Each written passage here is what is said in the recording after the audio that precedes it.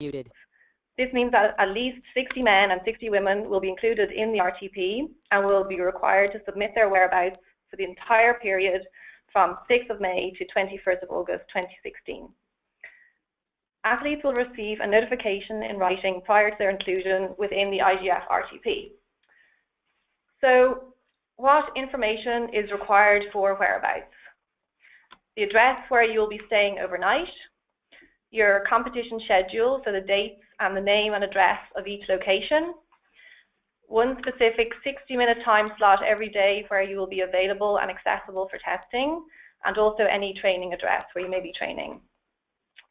So the overriding principle is that the athlete is responsible for making him or herself available for testing. It's extremely important that athletes understand their obligations in relation to the anti-doping program, and part of this is filing whereabouts completely and correctly. An athlete must ensure that whereabouts information is completed to enable the athlete to be located for testing at the times and locations set out in the whereabouts filing, and be available for testing at the location and time specified in the 60-minute time slot.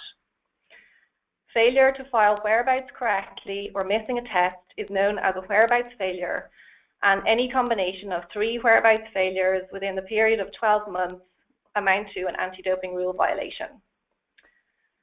To avoid an anti-doping rule violation, therefore, it is essential that athlete whereabouts are filed completely and correctly within ADAMS, as mentioned, from the 6th of May to the 21st of August 2016.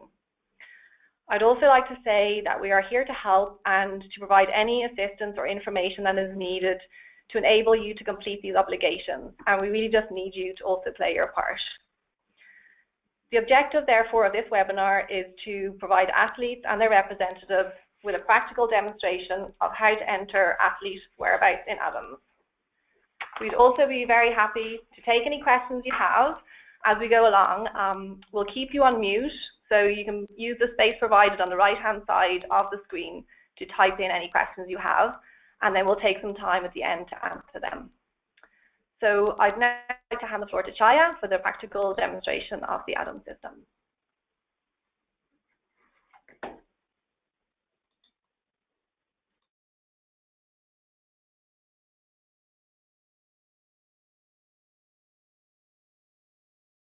Can I confirm with everyone that everyone can hear us okay before we start this part?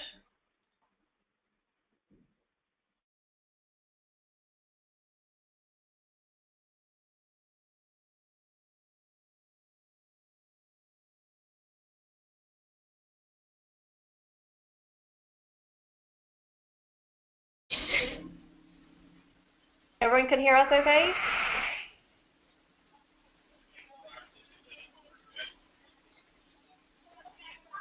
Yes. Yes. Yeah. There's someone there. Okay, so maybe if you have any difficulties hearing us, please just type in a question or try to let us know somehow. I also have my email in front of me, anyone who has my email address. So I think we'll go ahead. Okay, so I'll go ahead with the live demo. Prior to May 6th, you'll receive your user account credentials. I believe that IGF also asked you for information about your agents, if you would like your agent to enter the information on your behalf. For the demo, I'll proceed using an athlete login. So the first step would be, as an athlete, to accept the athlete consent, so which explains what we do with your data and why you are required to enter your whereabouts information. The consent is accepted by entering your password.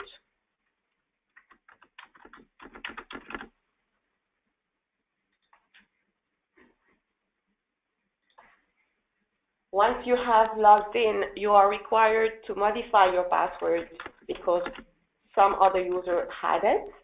The password requirements are 8 characters long, and you will have to reset your password every 3 months. This is done automatically required automatically by ADAMS. Once you are logged in, this is what we call the Adams homepage. I suggest that you first log in and verify your profile information. The demographic information you see in this page cannot be edited by yourself or your agent. Should you notice any mistakes, please contact IJF directly. The first step would be to add your email address if it was not added already by IJF, and add a mobile phone number. So the mobile is very useful when you use the whereabouts system for last-minute updates. It is a UK-based number to which you can simply send a text, and it will be attached to the whereabouts of the day. Now here, I'll do it. Okay?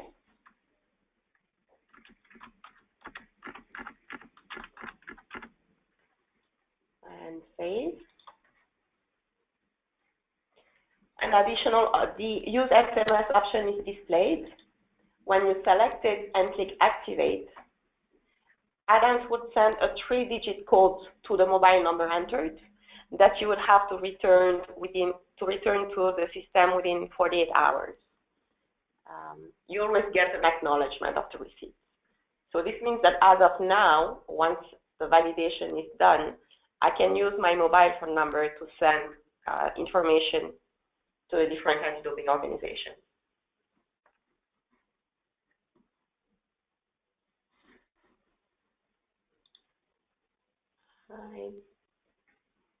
Okay, sorry, we're all good. I will now proceed to the whereabouts information. Click on the whereabouts on the left side of the screen. The page opens. Just a reminder, here you have a pop-up that Adams has an app that is available for iOS and Android. It is available only to athletes, no, not agents.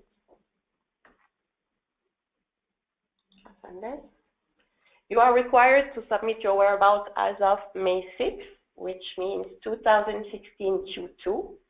On the left side of the screen, you have the navigation bar. Select the quarter.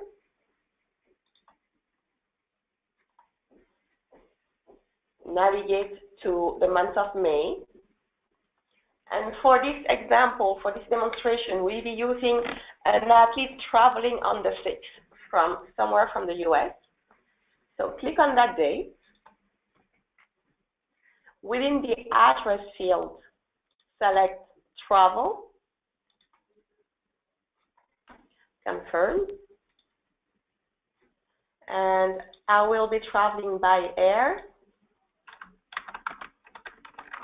The routing information is required so that the anti-doping organization trying to locate you could verify, if necessary, the information you have provided. So I'll be traveling on May 6th from 3 p.m. to 6 p.m. on that date. I save. The entry is added to my calendar. Following that, the athlete will be residing at their hotel for the championship. So within the address, I would enter the address that I have already entered in the system. So it will be the Players' Championship. And I will be at my hotel from the 7th of May to the 15th. So that is an overnight accommodation, which is the place where you would spend the night every day. Another requirement that you have is also to enter a 60-minute time slot, which is the 1 hour, for your 1 hour testing. So I'll select the 60-minute time slot and say that I could be tested every day between 7 and 8 a.m.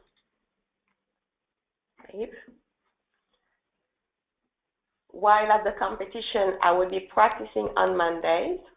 So from the 9th of May click on the 9th, the new entry window opens. Select the same address. The category this time would be a competition entry.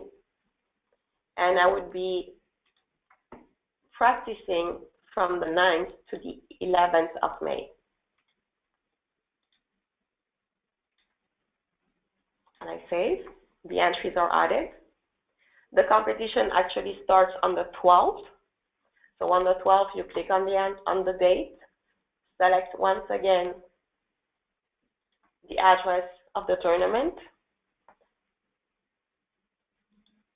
The category is competition. So from the 12th of May to the 15th. I save. They're stuck at the whereabouts last page.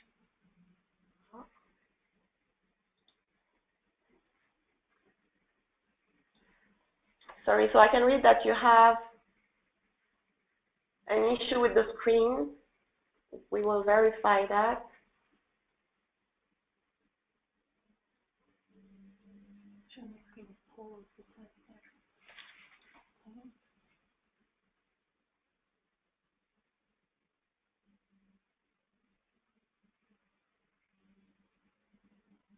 Can you see my screen now?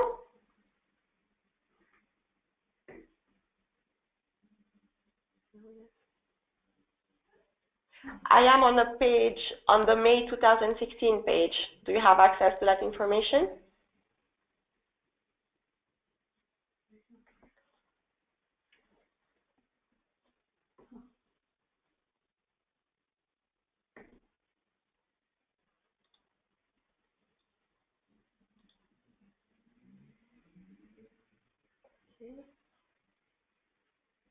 Can you see my screen now?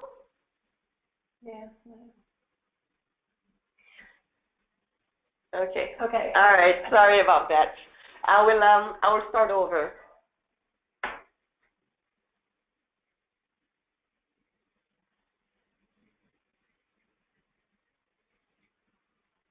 The different elements. Hopefully everyone can follow that. If you have any more technical issues, just let us know. All right. I will do a clear date first. 2015, and start from scratch.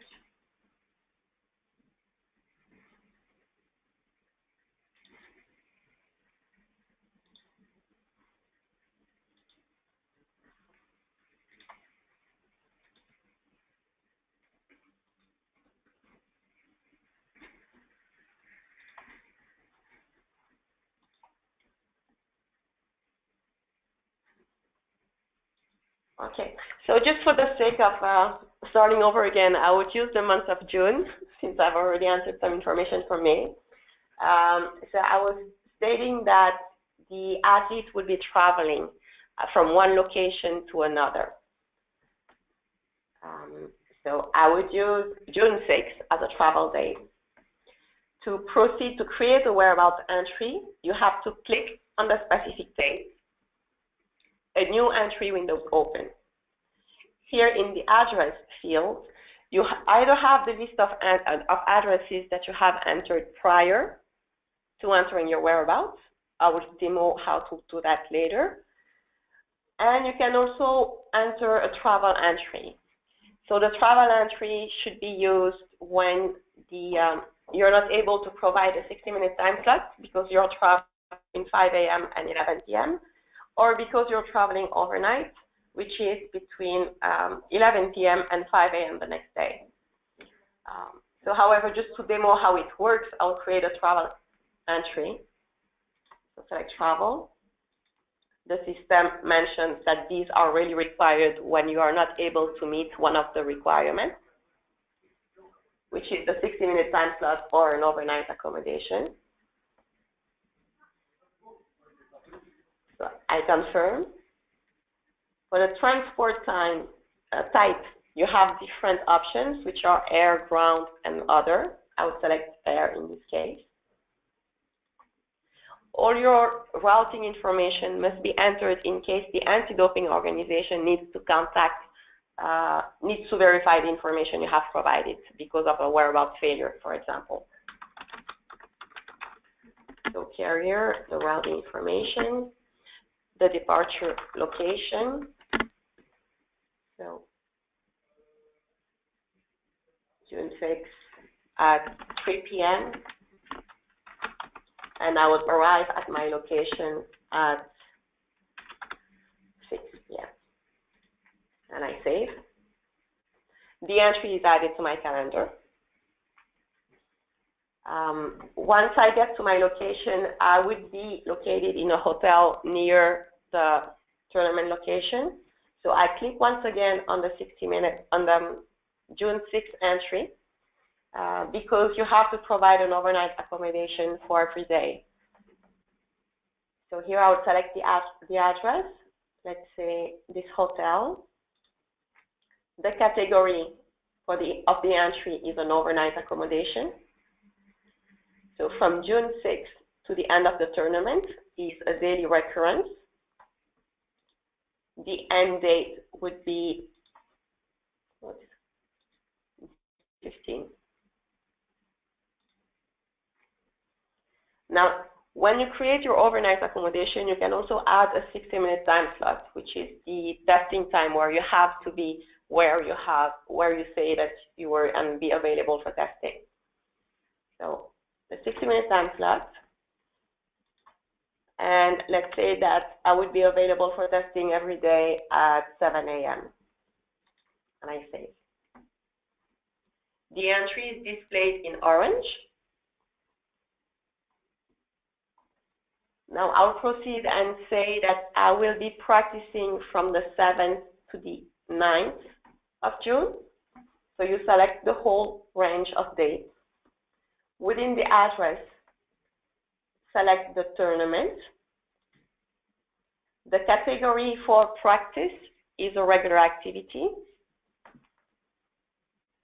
So I would select regular activity. Recurrence is daily. The days are already selected, but could be modified if necessary. And I will be practicing all day on your site.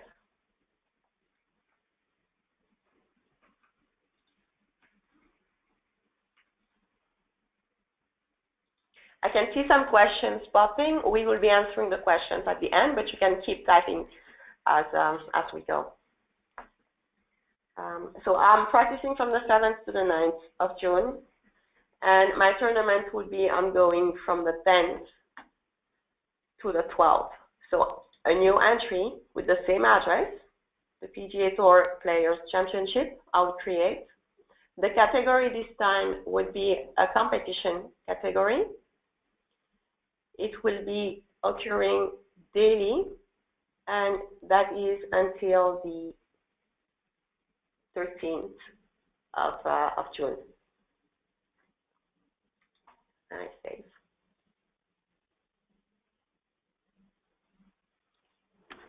On the 16th, yeah, on the 16th. Okay, so on the 16th, I have a new tournament happening in another location. The same, I would have to repeat the same steps. So click on the day of the 16th, select an address, if it is applicable. In this case, it is a hotel in Irving. The category is an overnight accommodation, and it will be from June 16th to June 27th. I could decide to enter a 60-minute time slot, either at 7 or 8. Athletes would rather indicate an early morning time slot, usually. So 7, and I save. I will be practicing from the 17th to the 18th. So select the 2 days. The new entry window is displayed. My address for this location is not available in my drop-down because it was not created. In this case, you click New, which is the new which opens the new address window. And let's say tournament ATMT in this case. The address of the tournament.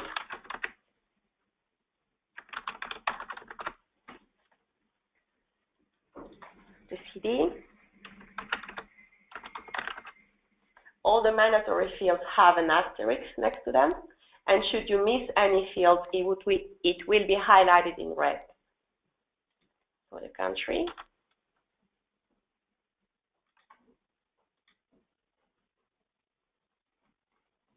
And region.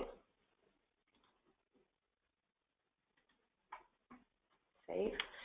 The address is now saved and available in my address book and was automatically selected.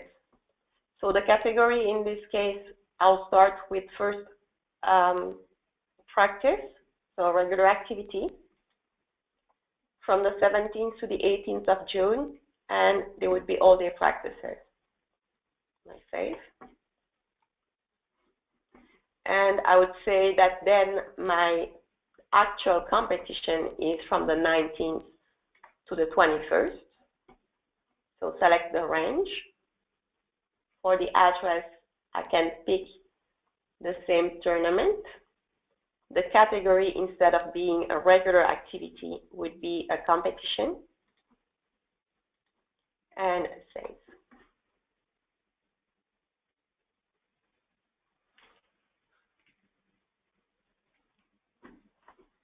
At the end of the tournament, let's say that I would be taking a week off and go home. So I would say that from the 22nd of June, I would be at my home. The category is an overnight accommodation. For now, that is the only activity I have planned. The recurrence is daily and until the end of the month, so the 30th of June. And because I will be resting, I can set a 60-minute time slot to 10 a.m., for example.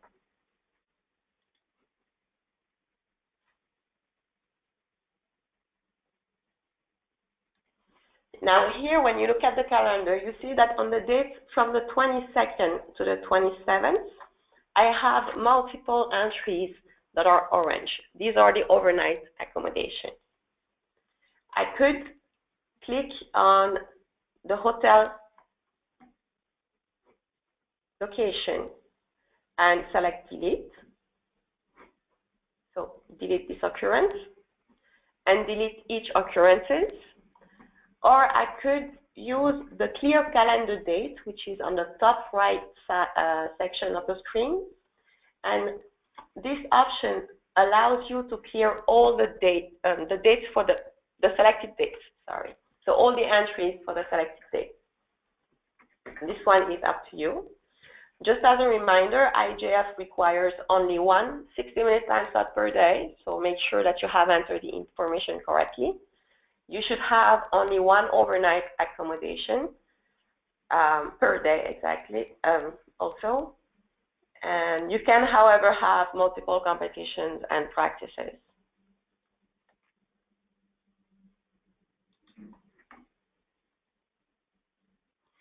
Now that I have completed my calendar for the month, I can click the Submit button, which means that I'm telling my anti-doping organization that these would be my whereabouts for the month. And the information can be used for testing. And this is where the filing failures process would start, as per IJF rules.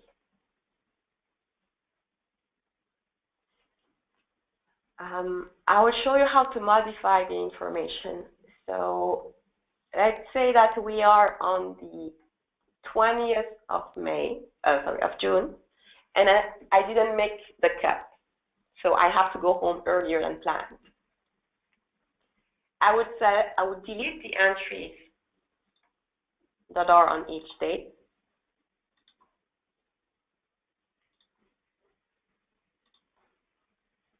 So click on the entry, Click delete. Confirm which occurrence you are deleting.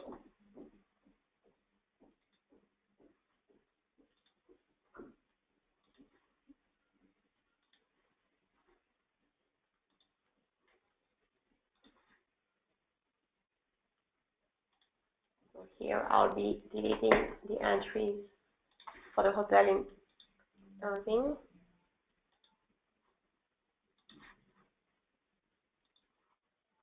Delete.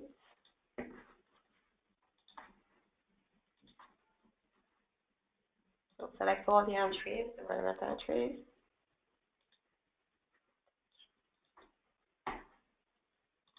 Delete. I have cleared my day. Should I have a travel required in order to go home? The travel would most likely be on the 20th. So at the end of the 19th of June, I was cut out of the tournament. So on the 20th, I'm traveling home. Let's say that the travel only takes a few hours, so I'm not required to enter the information. I can, however, say that on the 20th at night, I would be back home. So within the address, select the home address. Category is an overnight accommodation. Recurrence would be daily. And I would enter it with an end date of June 22nd and provide a 60-minute time slot. And save. You will notice that the dates that were modified after the submission have an exclamation point, which indicates that the entries were modified. As an athlete, if you do have an agent, it is possible for the agent to make all these updates. To then verify what was done, if you follow the mouse here on the top side of on the top section of the screen, you have multiple tabs. The calendar view, which is the view we've been using, the list view, which is simply a different way of presenting the information within the calendar, and the history tab. Now the history tab would be used for your to log any activities done within your whereabouts since the submission. So it is very important to remember that you always have to submit the information entered. Here you can see that I first submitted my whereabouts. So what the system does is that it will take a screenshot of what was entered. I click on the month of June. So it generates a snapshot of the whereabouts at the time of the submission. Then any entries that was added, deleted, or updated will generate a log of the information. When I click on one line, you see here what the original value was and what the new value is. Now this is an entry deletion, so I have some original value and the new value is empty.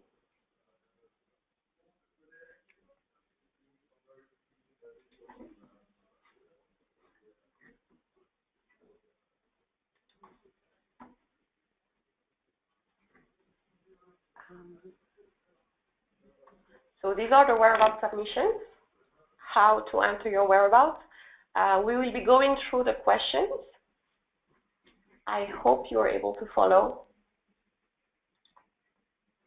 everything. All right, so let's go.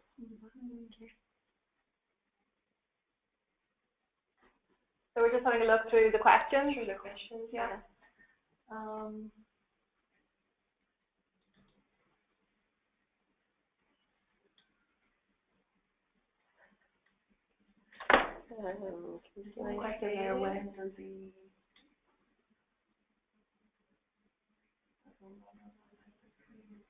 Yeah, this is what the screen. So what is the web address for the system? The address is adams.wada-ama.org. This information will be sent to you when your credentials are sent by IGF as well.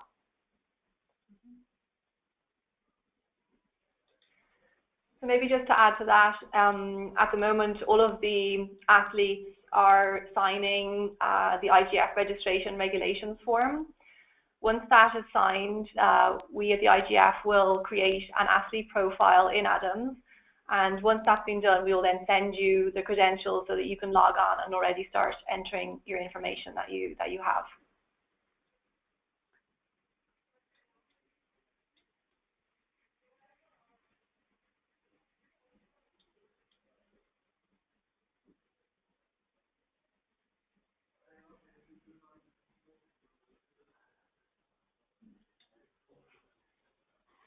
Okay, do I have an Adams username and password? So that is the same one. The information will be sent to you.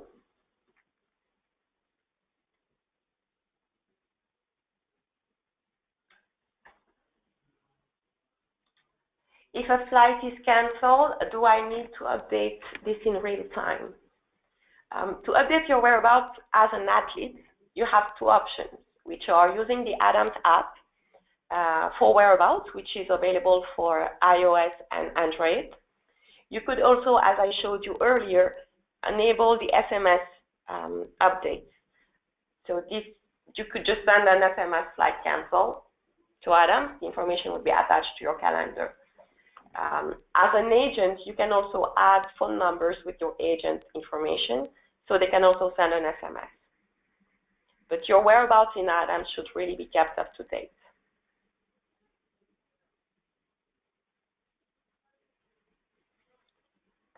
When does the scheduling system start? So the requirement to enter your whereabouts will be from the 6th of May. So as of the 6th of May until the 21st of August, you'll be required to enter your full whereabouts for that period. So once you have your username and password, you'll be able to log onto the system and start entering the information.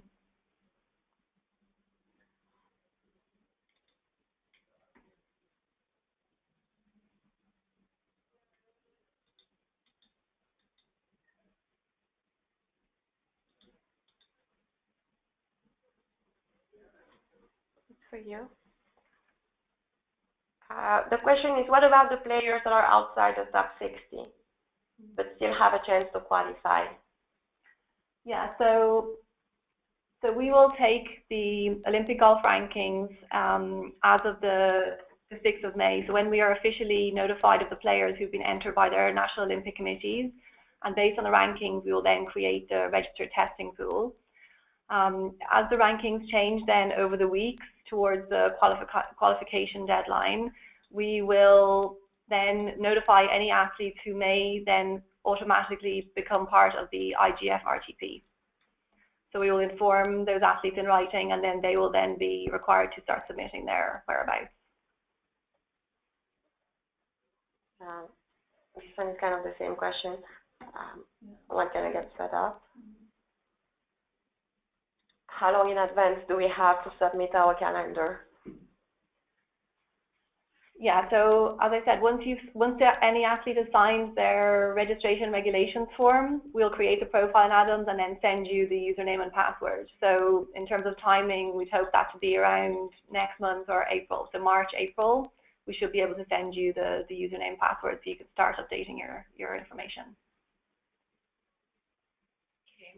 The changes to your calendar should be made as needed. So you can make changes whenever required, right?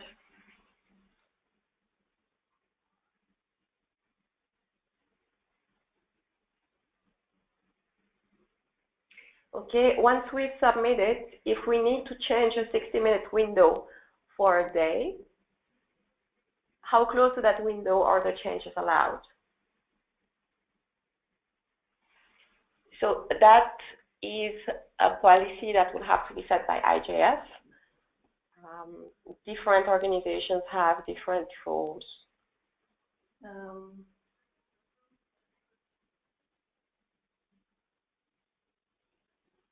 Yeah, so I think on that question regarding the 60-minute window and how close to the window you're allowed to change it, I think we will confirm that specifically to you at a later date.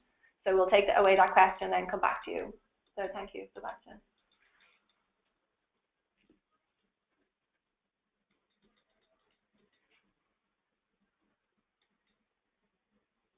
Do we have to submit every time we make a change? No, and I'll show you the screen.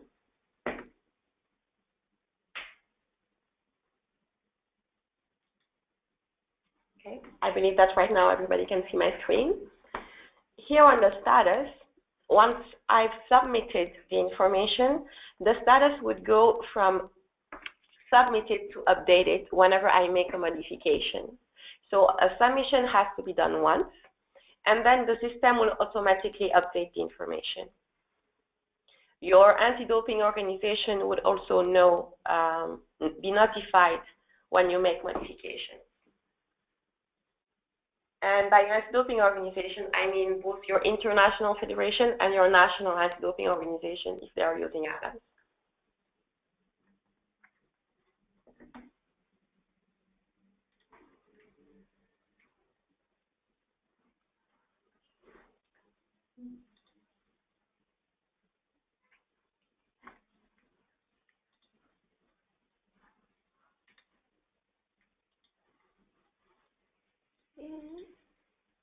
Okay, when does it have to be submitted? So the overall period. Yeah, so the question is, by when does the overall calendar for the May 6th, August 22nd period need to be submitted? So it needs to be submitted by the 6th of May. So you'll have access to the system to do that prior to that. And then obviously as your information changes, you can then update.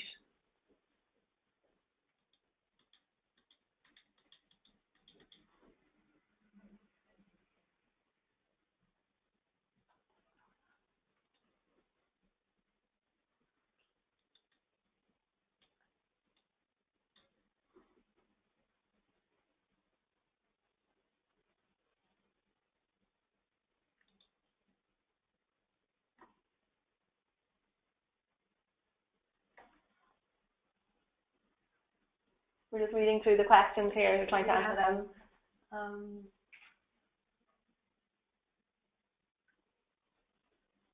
You can change after 5 p.m. there, no? Yes, you can. Yeah. So the question is, what if you learn that you missed the cut after 5 p.m.? Does that mean you cannot change your plans and go home the next day? So, I mean, as soon as you find out you have a change in your schedule, you can just then update your whereabouts accordingly.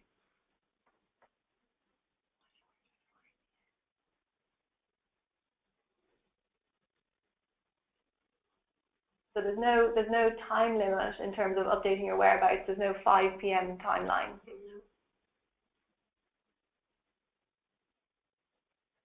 For hotel stay, is the final day the day you check out or the last night you plan to stay there? The hotel information is your overnight accommodation, so it would be the last night you spend there would be your last entry for that specific hotel. Is the athlete able to authorize her manager's cell phone in order to send text to update their whereabouts? Yes. You can add as many mobile numbers as required in your profile. So every time you add a new mobile, make sure that you've entered the format country code, area code, and then the phone number. Also, do not forget to tick the use SMS and start and complete the validation process.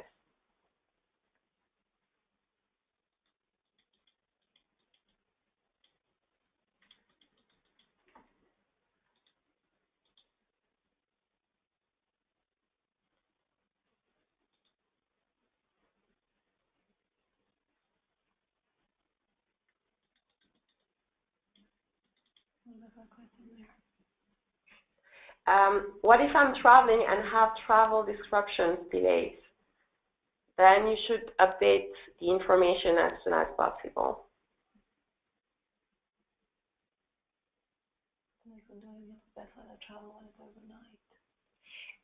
So do I have to specify that I travel when it's overnight? Yes, you do, because the fact that you're traveling overnight would mean that you're not able to provide an overnight accommodation. And because you're not able to provide an overnight accommodation, you have to enter the travel information to be exempted.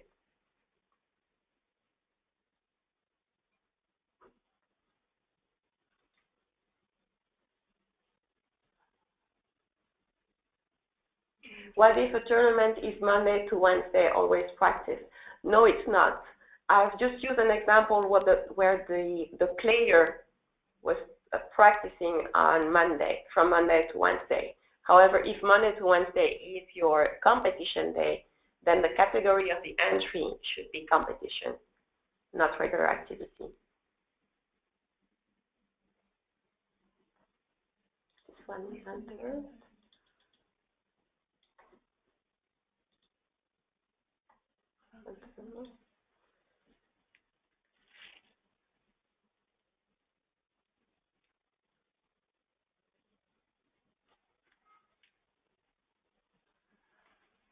So there's a question there. Did you say we only need to enter the whereabouts when the athletes are confirmed into the Olympic team? So in that case, the registered testing pool will be made up of the athletes who are on the Olympic golf rankings, and once an athlete has been included on the RTP, they'll receive a notification at least 1 month prior to the 6th of May to inform them that they would be part of the RTP, just so they're prepared and have time to start getting their whereabouts in order.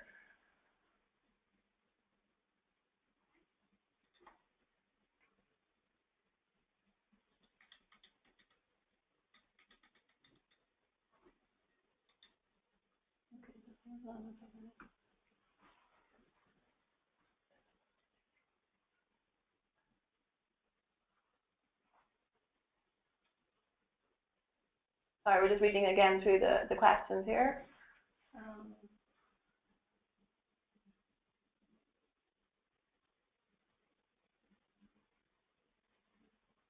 answer that later. Okay. Can you update your calendar in the app? Yes, the app is only to update whereabouts. It is, however, only available to athletes. So you can download the app from the regular stores, Google Store or Apple Store. Okay.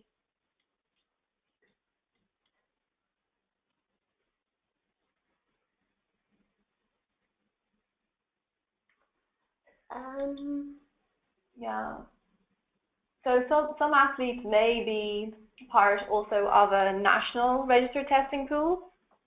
In this case, if that particular country is using this add-on system as well, it is likely that the athletes will already have a profile created and may be required to submit whereabouts prior to these dates. So your national anti-doping organization will inform you if that is the case. And in such a case, then you may have access to the system prior and will need to submit whereabouts prior to this date. But again, that's specifically on a national basis.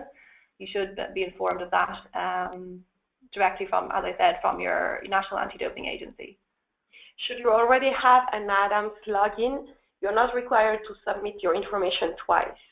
The information would only be submitted once and available to both the International Federation and the National Anti-Doping Organization. Yeah. So at the IGF, we are coordinating with the different national anti-doping organizations to make sure that there is no duplication there. So as Chaya says, indeed, there's only one submission of the whereabouts.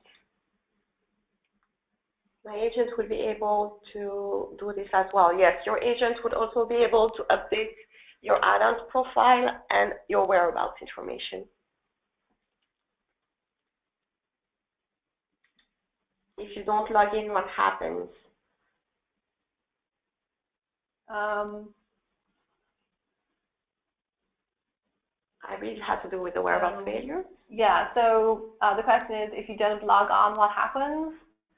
So basically, at the IGF, as we have a requirement to ensure that the athletes participating in the games are submitting the whereabouts, we will be centrally monitoring that the whereabouts is being submitted. And we're there to try and help you out. So we'll be reminding you to ensure that the information is updated correctly. However, if there's a kind of a repetitive behavior of not updating the information, the step then would be a formal step of what's known as a filing failure. And that basically means not completing the whereabouts correctly. So we just need to try and find the best way that the information can be updated correctly.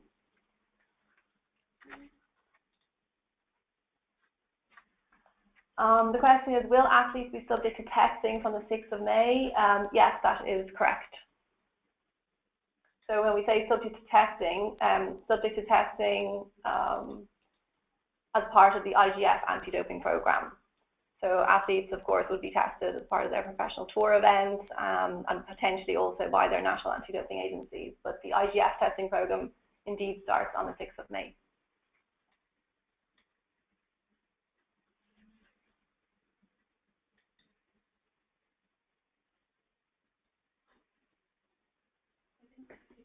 To enter a draft of everything. So, so basically, in terms of the deadline for entering the whereabouts information, by the 6th of May, that is the deadline to enter the whereabouts information that you have in your possession at that moment in time for the period 6th of May to 21st of August. So that's the deadline, is 6th of May. And then, as we said, as the information changes or is updated, you can update it then. But we need at least, I suppose, we can call it a first draft of the information on the 6th of May. As you've seen, you can always update the information, so it is a very good suggestion to enter the information you have at hand on that date for the 3 months, and update it as you go. It would be simpler to wait for the last minute than wait last minute.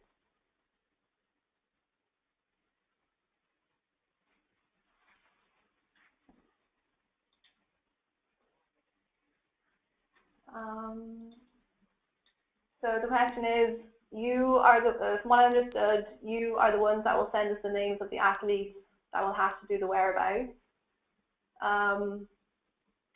So the athletes themselves will be contacted directly. So we will contact all the athletes directly, and if they have also nominated their agent or manager to update their whereabouts for them, they will also be informed. And we'll also copy the national federations to make sure that they're also aware.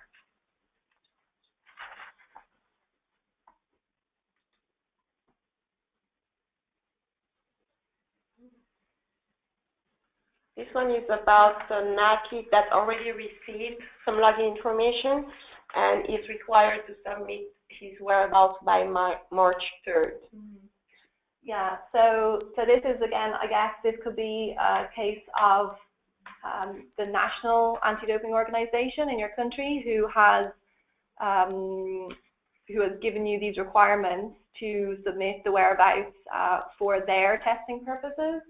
So if you have a different date that is prior to the 6th of May, I would think that this is probably the case. I think it's important that you know exactly who you're providing the whereabouts to. So for the IGF program, as we said, it's just from the 6th of May to the 21st of August, and prior to that, you could be required, depending on the national legislation and the national anti-doping programs in each country, to be required to submit information prior.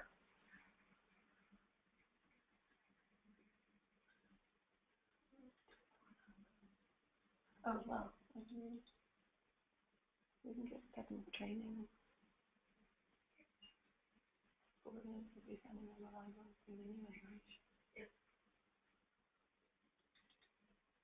Regarding the trial accounts, IGF will get back to you on this one later. Yeah, I mean, we can set up trial accounts if you wish. However, I think, you know, we'll be, as soon as the athlete sign this form, then we can issue the actual account, and then you can start working on the live system. Yeah. So this is if you are only part of the international test pool, because IGF requires whereabouts from the 6th of May. However, if you're international, most likely you would have to submit your whereabouts as of April 1st. So depending on who issued your user account, please verify the deadlines for the whereabouts submission.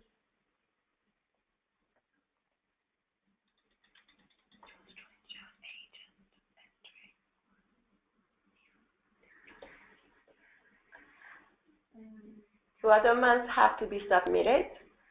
So you would have to submit the months of May, June, July, and August. It is from May 6th to August 21st.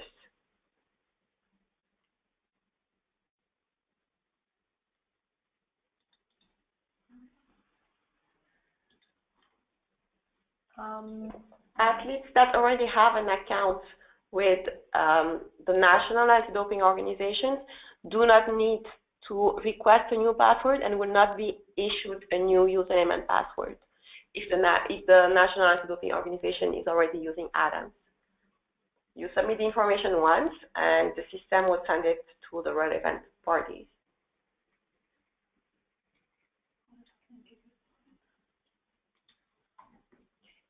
So if you're not able to provide a 60-minute time slot between 5 a.m. and 11 p.m. because you're traveling, you would create a travel entry, enter the start time and end time, and provide the travel information.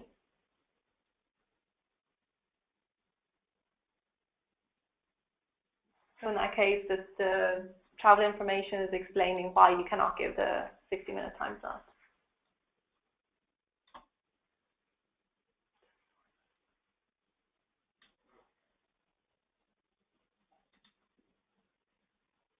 Did you say if travel was less than 2 hours, you do not need to log it? No, the travel entries would actually enable exemptions within the system for overnight accommodation or 60-minute time slot. So if you're traveling, if you do not have 60 minutes available between 5 a.m. and 11 p.m., you cannot provide a 60-minute time slot. Therefore, there is an exemption that is provided. It is, however, up to your anti-doping organization to verify the information, and that's why we ask for all the routing information.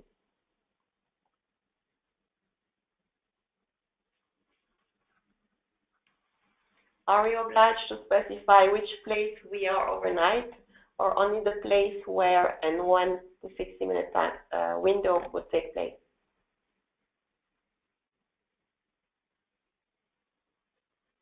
Yes, you are required to provide both an overnight accommodation and a 60-minute time slot. A qualified U.S. payer required to submit this information.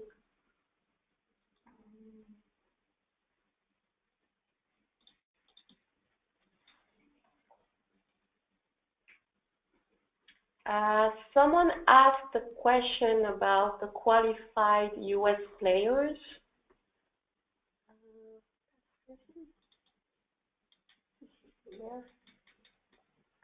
I'm just looking for the name on the list. And so I'll unmute Ben Harrison. Hello?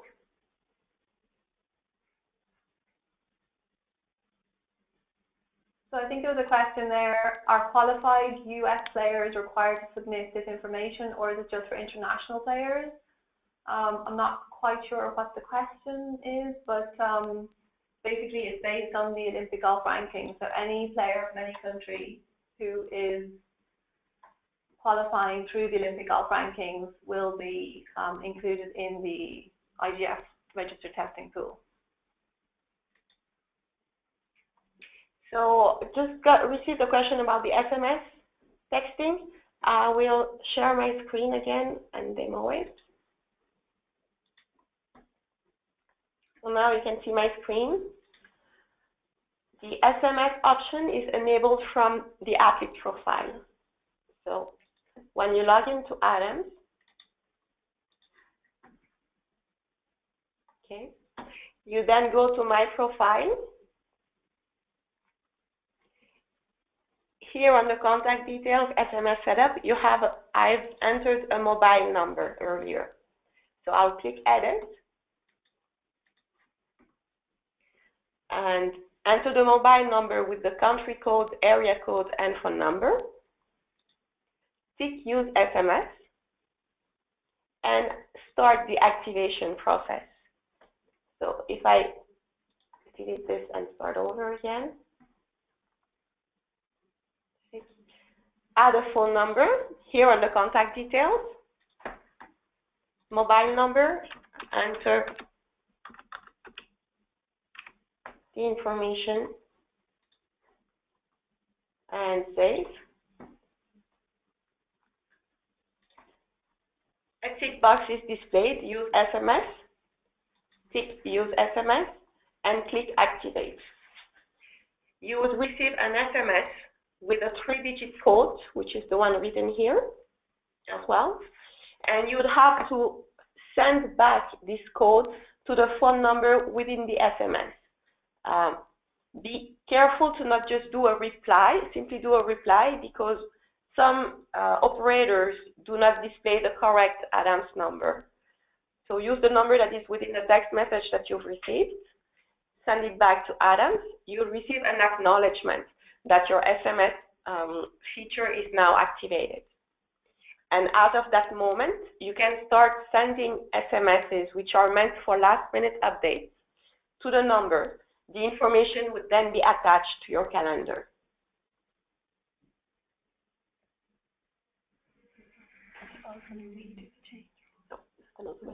Yeah. The content of the SMS is automatically added as an attachment to the day of the receipt, so the day on which Adams received. Okay, so no matter what way the text is worded, as long as it's clear, yes, it will be valid and will be added to the Adams calendar. Okay.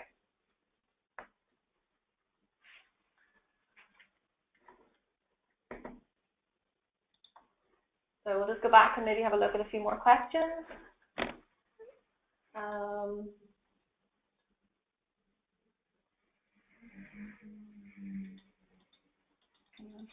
What if travel is over 30 hours or more and overseas without access to Wi-Fi to change whereabouts because of a delay? So this is possible, and these are, I guess, exceptional circumstances. In this case, you should contact your anti-doping organization as soon as you get to your location and are able to communicate again.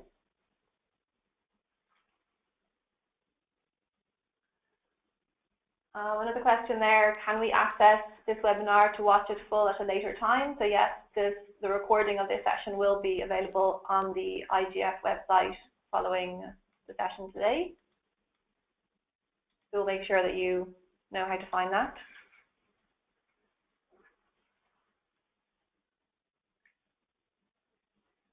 So there's a question there, are the competition entries only for PGA Tour events or are they for any competition? So yeah, we just use the PGA Tour as an example, but it's for any competition that any athlete is entered into. So it would be any competition that is occurring between the 6th of May and the 21st of August. So the Rio Olympic, for example, you would have to enter the information within the month of August. What is the penalty for rule violation? So if, for example, in the period of time we're talking about, there are 3 filing failures. So if the whereabouts is not being updated correctly, and this has happened 3 times, that then would amount to what is known as an anti-doping rule violation. This would then officially go to an IGF tribunal. Obviously, the athlete would be made aware of all of this prior to it happening. But then, yeah, it would take the steps it would have to take for such any sort of sanctions. I think it's important to say as well that the IGF has jurisdiction over the Olympic Games specifically. So any potential sanction that any athlete receives in relation to anti-doping, it would receive a sanction from the IGF tribunal, from the anti-doping tribunal, and following that then it would be passed on to their professional tour for any further action as the professional tour sees fit.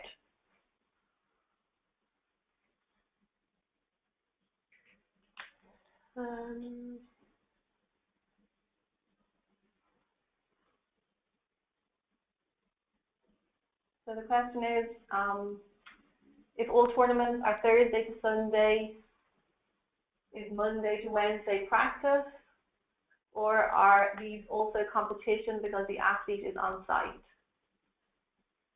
So the Monday to Wednesday would be considered as a practice. Within the whereabouts entries, you would select the category regular activity. Competition should really be used during the tournament.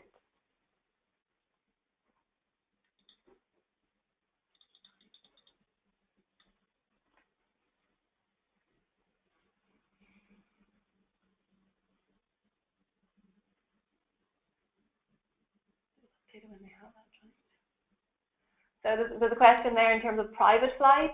There's no flight numbers and tail numbers are given very late. So, I mean, obviously, it's whenever you have the information that can be updated. So, what is the name of the app? You can search for Anti-Doping Administration Management System. We will add the links to the presentation that will be made available. So Anti-Doping Administration and Management System.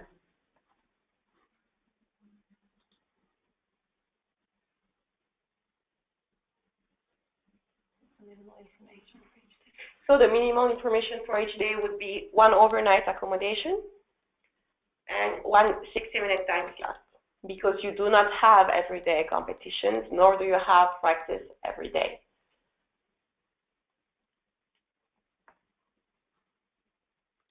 Can agents and athletes log into the same account? We do not encourage agents and athletes to use the same account, knowing that the athlete can request that the agent is created a separate account by IGF. This is mainly to protect the athlete in case of a whereabouts failure. You can know who modified the information, and the accounts are free.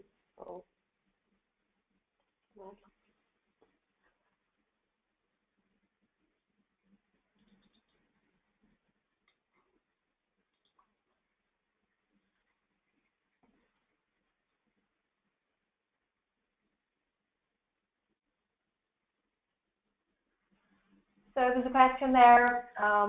Once it's confirmed that you are in the team, how far in advance do we need to work? For example, would we need to work a month in advance, or do you need us to complete whereabouts right up to the Olympics by the 6th of May? So we would advise that you try to update the whereabouts, as we said, like a first draft of the information that you have for that period from 6th of May to 21st of August, and have that done by the 6th of May. And then as you have other information available or any changes in the schedule, then that information can be updated.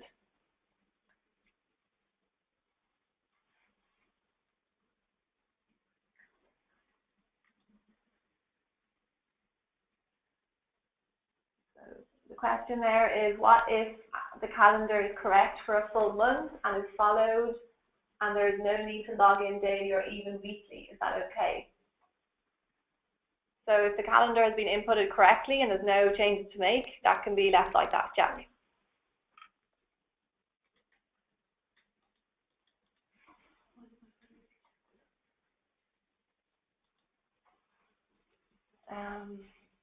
So there's a question there, why did my federation start whereabouts on 25th of January already? So I imagine that this is the case where a national anti-doping organization has put in place their own anti-doping program, specifically in your country, and so they have then given you other requirements. So as I said, we're trying as best we can to work together with the different national anti-doping organizations to try and make sure that, especially as of the 6th of May, there's no duplication in any testing, or and we're coordinating that with them. However, if you have been requested by a national entity to update your whereabouts already as of the January 25th, this would be a national requirement. So it's separate to what we are requiring at the IGF for the Olympic Games. So basically, you need to enter whether you are in competition, practicing, or at home for each day.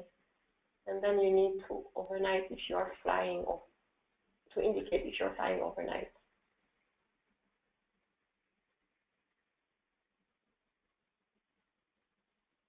Yes. Yeah, so again, I think maybe it could be interesting. The minimum requirements each day is the overnight accommodation and the 60-minute time slot. And then if you are in competition on that day, you add that. If you are in practice that day, you add that.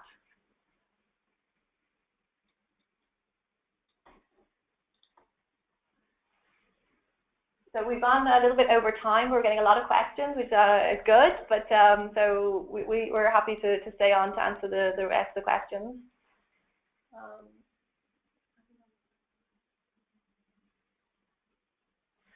So the question there is, if an athlete is gone from home for a 5-week period and then they receive their information at home while they're away, is there any other way they can get the information, for example, email? So yes, of course, we will ensure that every athlete that receives information from the IGF has definitely received it, and we'll make sure that you have that information, of course, also by email. Within Adams, you can please also make sure that the email address available is up to date.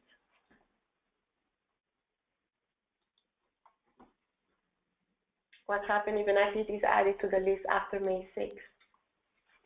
Yeah, so if an athlete comes into the rankings after May 6th, we will then inform them that they are automatically part of the IGF registered testing pool, and we will then require them to submit their whereabouts. Do I have to fill out all the information at once? IGF will send you the information with the inclusion letter, but you would have to provide some information prior.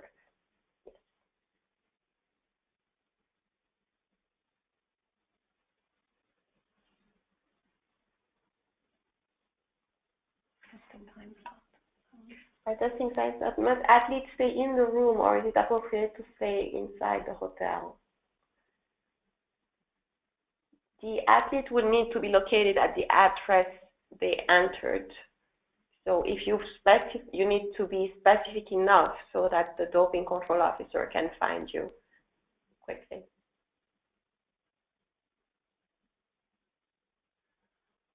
Does the phone number need to include the plus sign and country code? Just the country code is required, no plus sign.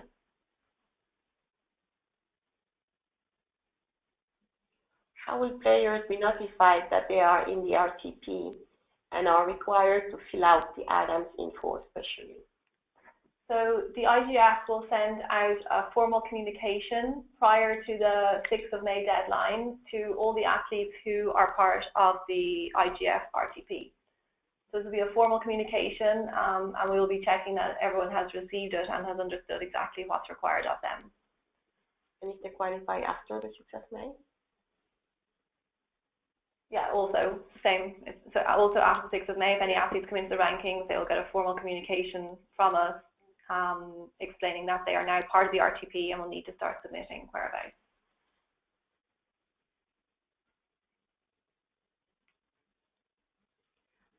So I'm being asked to log in as an agent.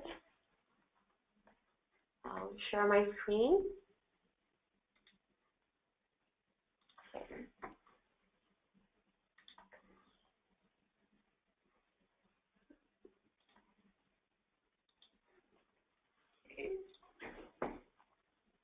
Now the agent would be granted access only if the athlete sends the form to IGF. As an agent, I would log in using my own credentials, not my athlete. So once you log in as an agent, your first step, I'll just verify. As an agent, you first have to search for the athletes. One agent can have multiple athletes. So here you'd click list. Click on the athlete name. So on the left side, on the quick search area, Either enter the athlete name or click list to view all the athletes. Click on the results to display the Adams profile that we've reviewed earlier. Now here as an agent, you can see that you can also edit the profile to activate the SMS feature and to add phone numbers.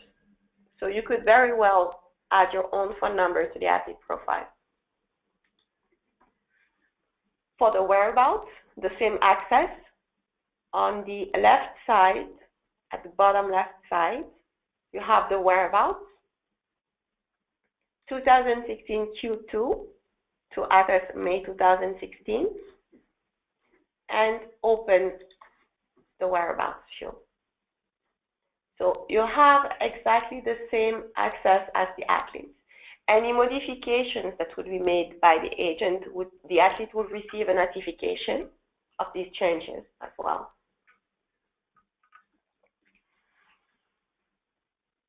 Now here as an agent, for example, what you could do prior to May 6th, which is as soon as you receive the login information, it will be to log in, access the whereabouts, and go to the address book.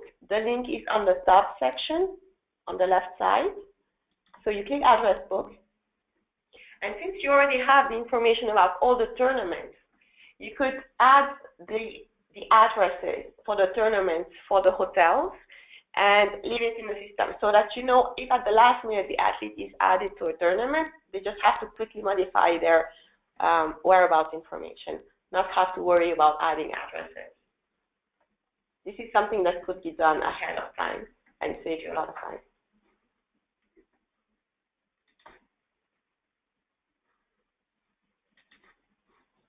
Okay, go back to the questions.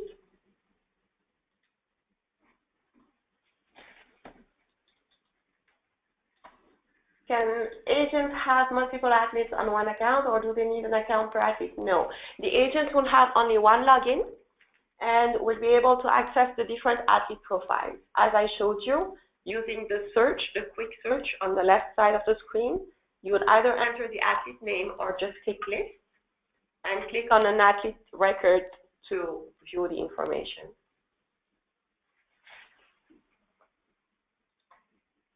On a day when I travel, I can of course give you my sites, so I need a few hours on each site. Okay. So basically this question is, should the travel information include the traveling time? So should your travel start when you leave home or when you get to the airport? Now that depends on each anti-doping organization. But most ADOs would say that your travel time starts when you leave home, because then you're on the road and on your way to the airport. And same thing, your arrival time would be when you get to the hotel or home.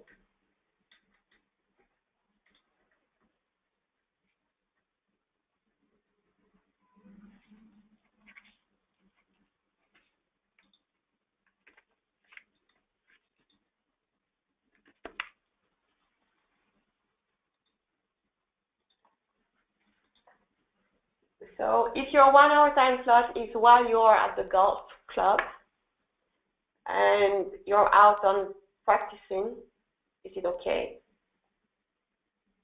Well, I would let IGF answer this, but each organization has their own rules. So if the DCO is not able to locate you within a certain amount of time, you might very well end up with a missed test. So make sure that the locations where you select your 1 hour testing slots are easy to find. Yeah, I mean, I think I can just echo what Chaya said there. If you select your 60-minute time slot, you're basically saying that that's the time when you're fully accessible to be tested. So, you know, I would say it's a little bit risky if you could be anywhere on the course. So, if possible, try to find a time when you know you'll be in one place for that 60 minutes and can be found easily. What if a player decides to go out to eat? Also, if there's a weather delay.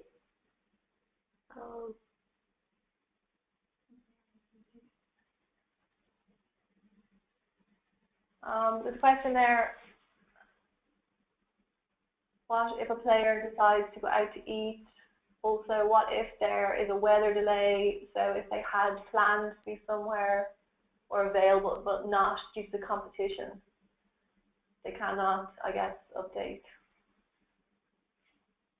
But as long as you have Wi-Fi and service, you can either use the app or SMS. SMS also without Wi-Fi. Yeah. So, I mean, I think the basic thing is as soon as you have updated information, do your best to try and make sure it's up to date. What is involved in testing?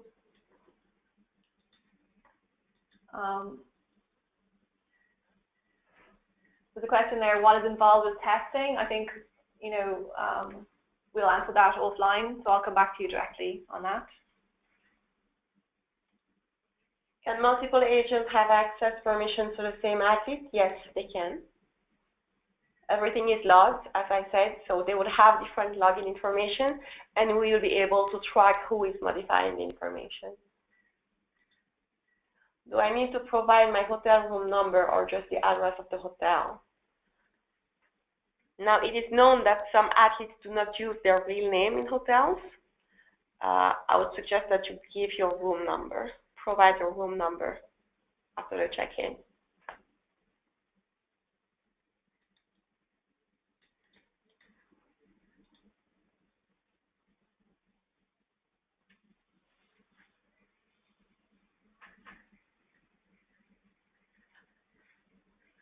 So there's a question there, can a DCO stop you from practicing because it's your 1 hour time slot? So I think the answer to that really is try not to put your 1 hour time slot when you're practicing, if possible.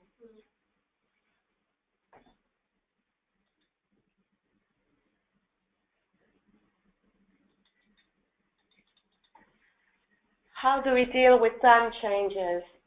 Well, the information you enter in Adams is in local time. So let's say you're leaving Montreal at 10 p.m. and arriving in Geneva at 8 a.m. Your travel entry should say departure time at 10 p.m. and arrival time at 8 a.m.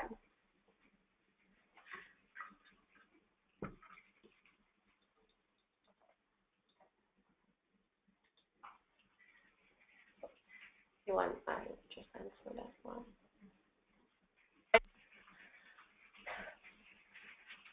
Okay, so we've come to the end of the list of questions there. Are there any questions that haven't been answered that you'd still like to raise? Now's your opportunity.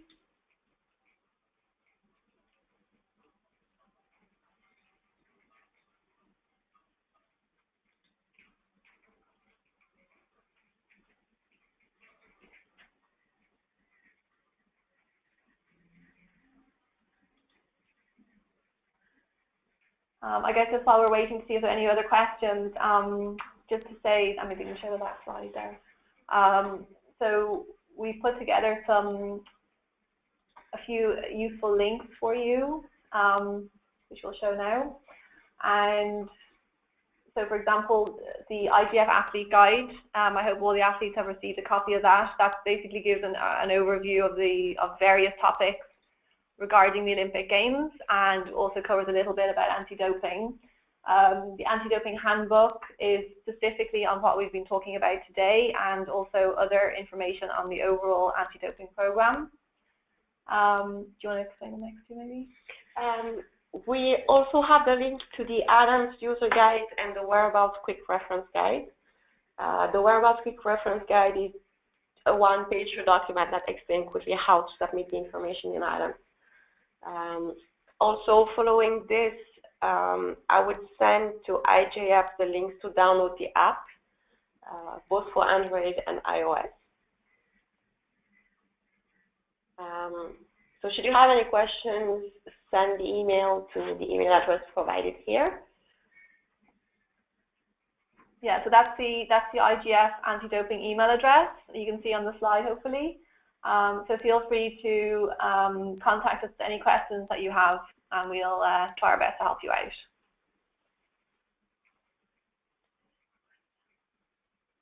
So we're going to check if there's any other questions for the moment.